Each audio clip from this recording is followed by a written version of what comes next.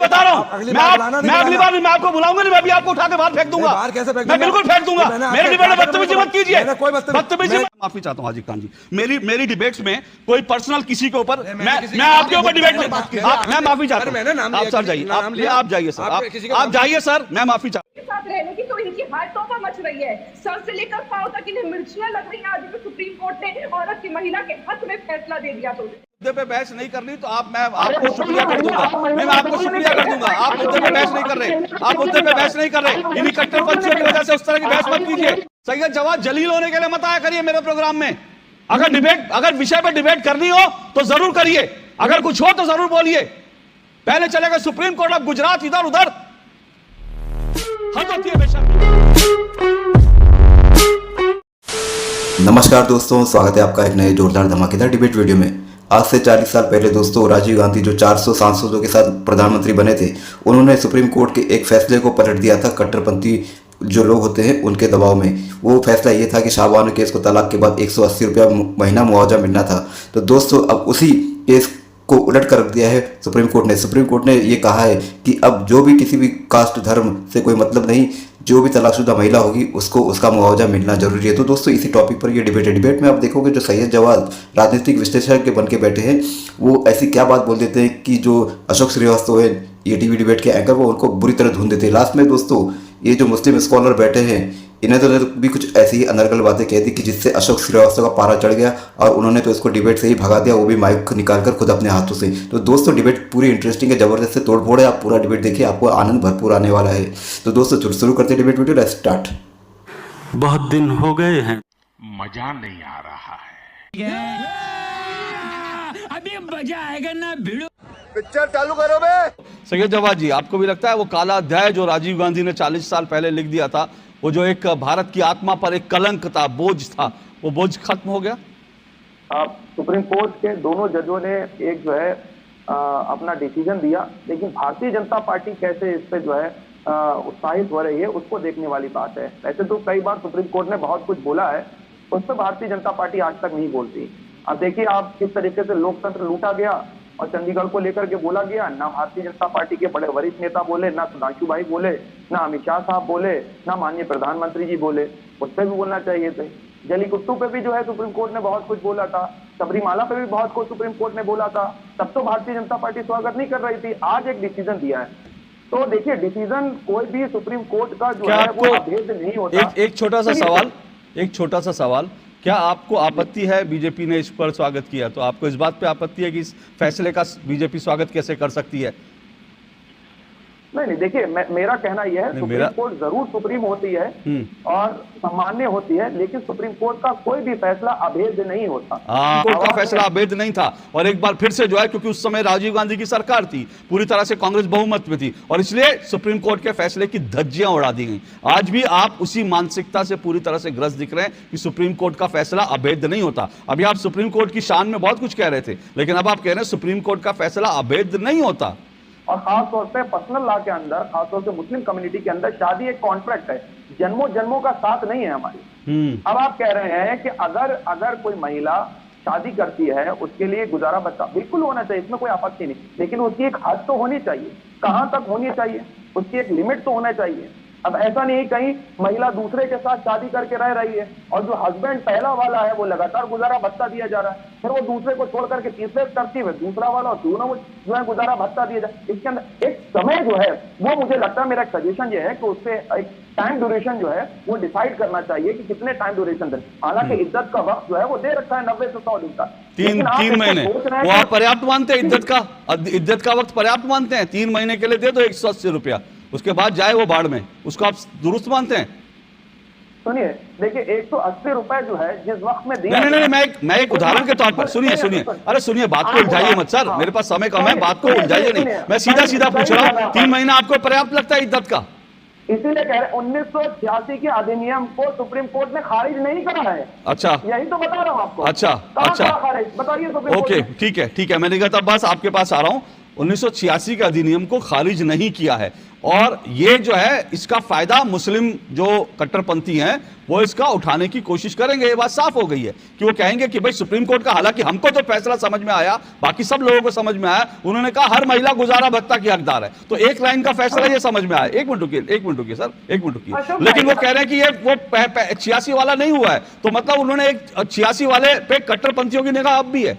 SC Hasan साहब की बात और साथ साथ सैयद भाई ने भी इतनी बड़ी बात कह दी कि अगर कोई महिला दूसरी शादी कर लेती है या किसी और के साथ लिव इन रिलेशनशिप में रह लेती है तो भी क्या पति जो है वो उसे गुजारा भत्ता देता रहेगा? बिल्कुल सही बात है। अगर कोई औरत किसी और से शादी कर लेती है या अफेयर है या उसका इन लोगों के हिसाब से कैरेक्टर खराब है तो वो गुजारा भत्ता मांगने की हकदार नहीं है। तो मैं वही तो कह रही हूँ और यही तो सरकार लगातार कहती है और सुप्रीम कोर्ट भी लगातार कहती है कि एक आदमी, एक मुसलमान आदमी की 4 बीवियां होती है, लेकिन वो खाना कभी भी किसी से भी बनवा सकता है, बच्चे कभी भी किसी के भी साथ पैदा कर सकता है, कभी भी किसी को भी तलाक दे सकता है, तब इनमें से किसी को आपत्ति नहीं होती है अशोक भाई। लेकिन अगर औरत किसी के साथ रहने की तो इनकी हाय तौबा मच रही है। सर से लेकर पांव तक इन्हें मिर्चियां लग रही हैं। आज भी सुप्रीम कोर्ट ने औरत की, महिला के हक में फैसला दे दिया तो, लेकिन जहां बात आ जाती है कि 4 शादियां करो भैया, 4 शादियां भी करो, एक से कबाब बनवाएंगे, एक से कोरमा बनवाएंगे, तो एक से बिरयानी बनवाएंगे और से शीर खुरमाल बनवाएंगे। तो ये सारी बातें यहाँ बैठकर मत करिएगा। जब जब महिला के, मुसलमान महिला के हक की बात कोर्ट ने करी है या सिटिंग गवर्नमेंट ने करी है, इन लोगों को पसंद लगी है। असल में क्या है, इनका दुख ये है कि सरकार वो नहीं है कि 400+ सांसद होने के बाद फैसला बदल देती है। आज सरकार वो है। निगत एक जो है गुजरात की भी महिला है। अब आप अन्य से नहीं, हाजी जी के एक मिनट सुनिए, एक मिनट रुकिए।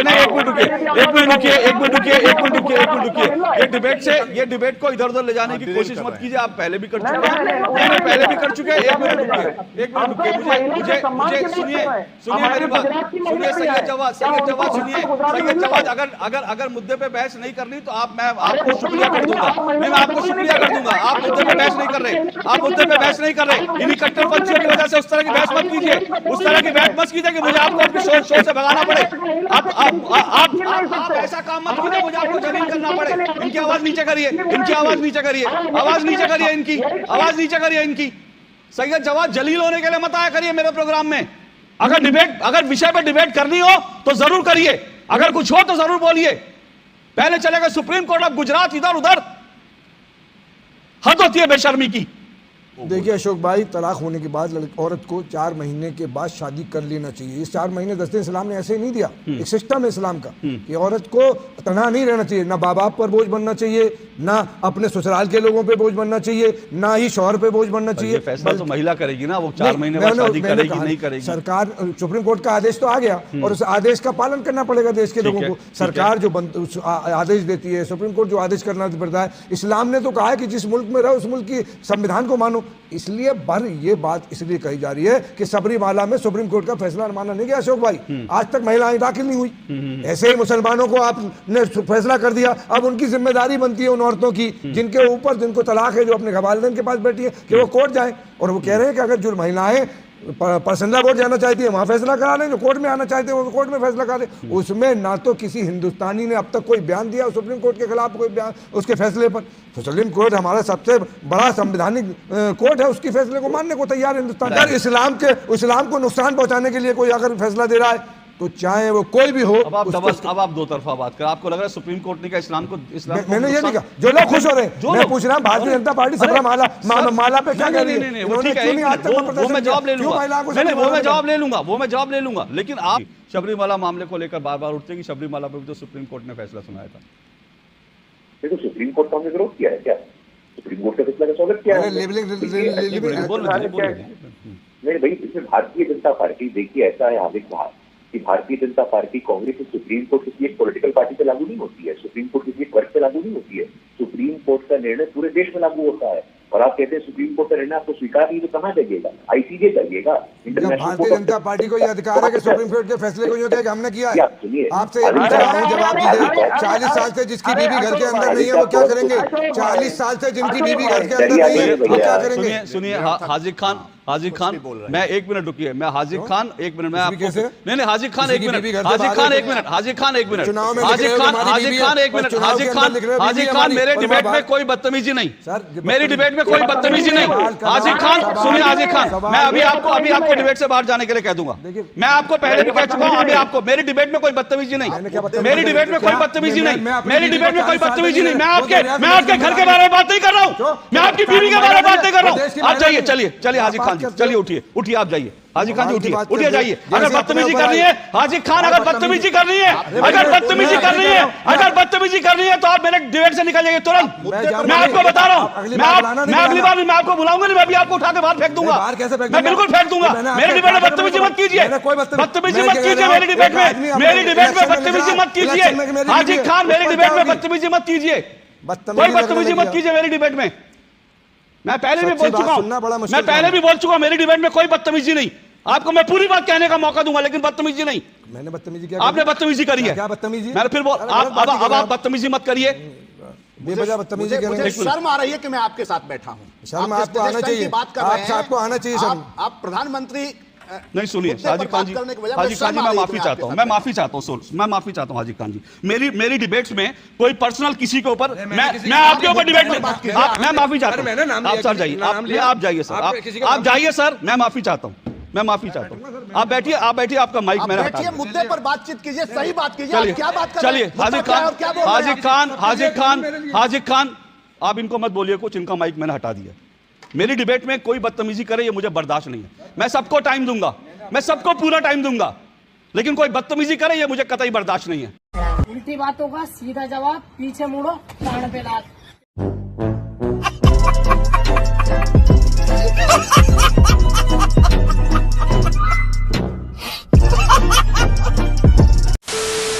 तो दोस्तों डिबेट हो गई खत्म, वीडियो हो गई पूरी। उम्मीद करता हूँ दोस्तों ये डिबेट वीडियो आपको पसंद आई होगी और आपने टीवी डिबेट में पहली बार ऐसा देखा होगा कि कोई न्यूज़ एंकर डिबेट करते हुए खुद किसी प्रवक्ता का माइक निकालकर उसे भगा देता है और खरी खरी सुनाता है। जो भी डिबेट में उल्टी बात करता है तो उसको खरी खरी सुनाता है और डांट डपट भी देता है। ऐसे किसी न्यूज़ एंकर को मैंने आज तक नहीं देखा। अमिताभ अग्निहोत्री जी भी डांट डपट देते हैं लेकिन किसी को ऐसे भगाते नहीं है, लेकिन अशोक श्रीवास्तव जी ने सीधा धमका कर इनको भगा ही दिया। तो दोस्तों ऐसे ही एंकरों और ऐसे ही लोगों की जरूरत है हमारे देश को। तो उम्मीद करता हूँ दोस्तों अशोक श्रीवास्तव की डिबेट वीडियो बड़ी जोरदार जबरदस्त आपको पसंद आई होगी। ऐसे ही डिबेट वीडियो देखने के लिए इस चैनल को सब्सक्राइब करते हैं आप जरूर जाओगे। मिलता हूँ आपसे अगली वीडियो में, तब तक के लिए जय हिंद, वंदे मातरम।